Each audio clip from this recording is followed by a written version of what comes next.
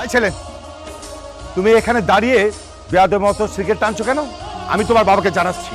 আমি তো তোমার নামে তোমার বাবার কাছে অবশ্যই কমপ্লেন করব। সরি আঙ্কেল, সরি, খুবই সরি। ভুলবশত একটা ভুল করে ফেলেছি, ভুলে যাওয়া যায় না প্লিজ। মানে হয়েছে কি, আমি না আসলে রেগুলার স্মোকারই না আঙ্কেল, আমি সিগারেটই খেতে পারি না, যে বুক ব্যথা করতেছে। আমি বিশ্বাস করেন, আমি রেগুলার সিগারেট খাই না। এটা ভুল হয়ে গেছে, মাফ করে দেওয়া যায় না আঙ্কেল? তোমাকে ক্ষমা করা যাবে না। আর আমি তোমার বন্ধুদের নামেও তোমার বাবার কাছে নালিশ করব। বাবাকে বলবেনই? হ্যাঁ, অবশ্যই। শিওর বলবেন? অবশ্যই। মাফ করা যায় না? না, কোনো মাফ করা যায় না, কোনোভাবে না। যদি আর কোনদিন সিগারেট না খাই তাও মাফ করা যায় না? না। ঠিক আছে আঙ্কেল। ছেলে, এদিকে আসো, এদিকে আসো। আশ্চর্য, তুমি আবার একটা না দুইটা সিগারেট ধরিয়েছো।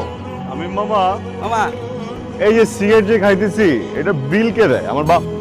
আপনার আব্বা। অন্য কারো বাপের টাকা তো খাই না, তাহলে মানুষ এত গায়ে লাগে কেন? বুঝি না তো।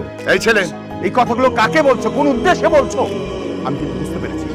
আমি তোমার বাবার বয়সী, বাবার বয়সী লোকের সামনে কিভাবে কথা বলতে হয় সেটাও শেখো নাই তুমি।